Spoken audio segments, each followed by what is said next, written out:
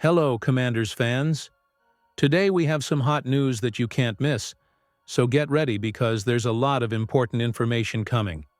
Before we start, we'd like to take the opportunity to subscribe to the channel, activate the bell, and stay up to date with all the news about our Washington Commanders. Don't forget to leave a like, which really strengthens our community and helps bring this content to the most passionate fans of the team. Now, without further ado, let's get straight to today's news. 5 free agents who can fill the Commanders' post-draft roster holes. Right now, the Washington Commanders roster has received a significant boost, despite General Manager Adam Peters having just 5 picks in the 2025 NFL Draft. That doesn't mean there aren't more holes to fill before the roster is complete. Peters isn't one to sit still. He's an aggressive roster builder with increased urgency this offseason, as he looks to maximize quarterback Jayden Daniels' rookie contract. The Commanders are on the cusp of something special, so playing it safe was the smart approach. The Commanders' signing of kicker Matt Gay after the draft shows that Peters is still looking for a player. Washington currently has $18 million in cap space.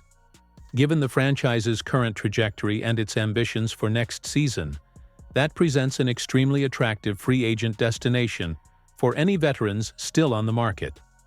With that in mind, here are 5 free agents who could fill the holes on the Commanders' post-draft roster right now. Free agents who could fill the holes on the Commanders' post-draft roster right now. Commanders could sign Zadarius Smith. Let's get the obvious one out of the way first. The Washington Commanders ignored their edge-rushing leeway during the draft. That wasn't intentional, but rather that prospects high on their list, offensive tackle Josh Conerly Jr. and cornerback Trey Amos, fell into Adam Peters' lap in the first 2 rounds. It was a calculated risk. Those in power are confident in their options. However, the Commanders don't have anyone who can instill fear in opposing offensive lines. That's clear, despite some seasoned veterans bragging. The Commanders must perform better against the run. That will help, but it won't be enough to get them over the hump. That's why targeting a player with proven performance and Pro Bowl credentials represents a can't-miss opportunity for Washington before preparations for the 2025 season. Pick up pace. Specifically, Zadarius Smith.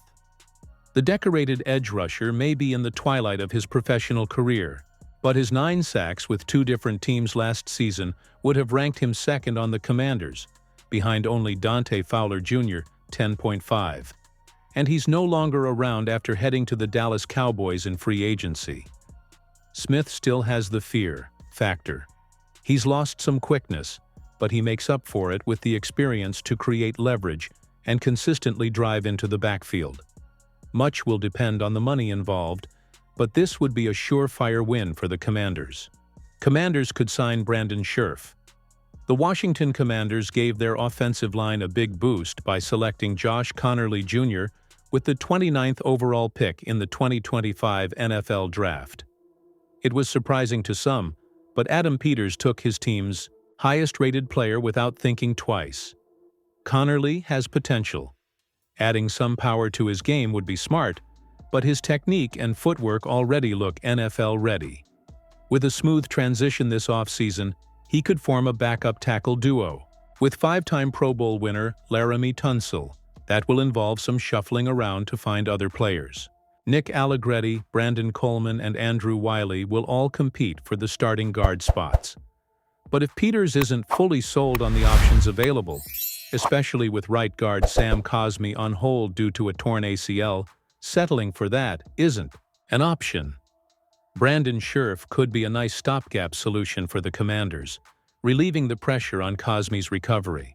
It would also be an exciting reunion for the lineman, who was drafted by Washington and earned All-Pro honors before leaving for the Jacksonville Jaguars in free agency in 2022. Sherf didn't have a sack last season. He's still playing at a reasonable level. One could even argue that he'd be an improvement over whatever the Commanders currently have on the interior. Commanders could sign Julian Blackman. The Commanders are short on players at safety right now. there's a chance one of the team's young prospects could blossom more than anticipated, but it would be foolish to guarantee that given the options available. It all started when the Commanders opted to let Jeremy Chinn walk to the Las Vegas Raiders in free agency. Most fans were convinced he would sign an extension after impressing in 2024.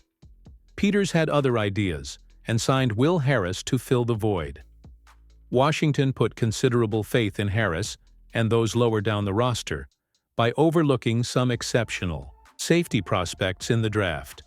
That will encourage them, but Peters won't stop looking for improvements. A few interesting options remain on the market. Julian Blackman complements what the Commanders already have.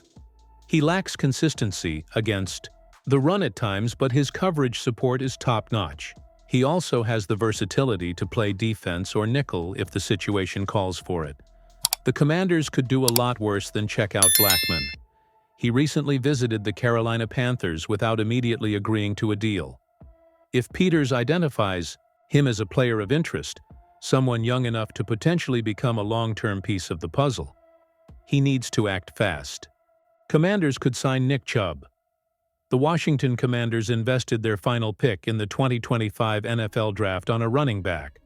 Zachary Krosky-Merritt is being touted as a potential bargain, but expecting him to immediately take over a top role is unfair and unrealistic in equal measure. Given the regression of Brian Robinson Jr. and Austin Eckler last season, moving forward with that duo again is questionable at best. Krosky-Merritt is the wild card, but the Commanders could add another backfield threat with top-tier credentials. It's a risk, but Nick Chubb represents a solid option. The running back regained his football legs last season after a lengthy injury layoff. With a full offseason to prepare and get ready, there's a good chance he'll return to something resembling his old self. Chubb posted videos of his workouts after the Cleveland Browns selected 2 running backs in the draft. That won't go unnoticed by other players around the league looking for immediate help in the backfield. Whether the Commanders make a move or not is another story. If this were the Chubb who took the NFL by storm in 2022, he'd be a no-brainer. Unfortunately for the former second-round pick, the past 2 seasons have been anything but kind. Wherever he ends up, a huge challenge awaits him this summer. Commanders could sign Devondre Campbell. The Commanders have 2 established starting linebackers in Bobby Wagner and Frankie Louvu. They have 2 athletically gifted backups who could become even better with time. That said, adding a little more experience to the roster wouldn't be the worst idea in the world.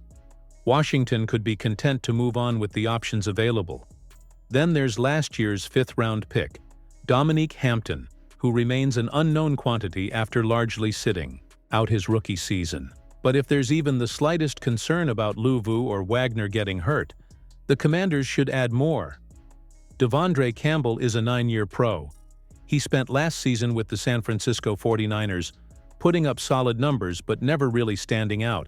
Still, with 858 tackles, 9.5 sacks, and 7 interceptions over his career, he wouldn't be a bad backup option if Hampton, Jordan Magee, and rookie Kane Medrano need more time to develop.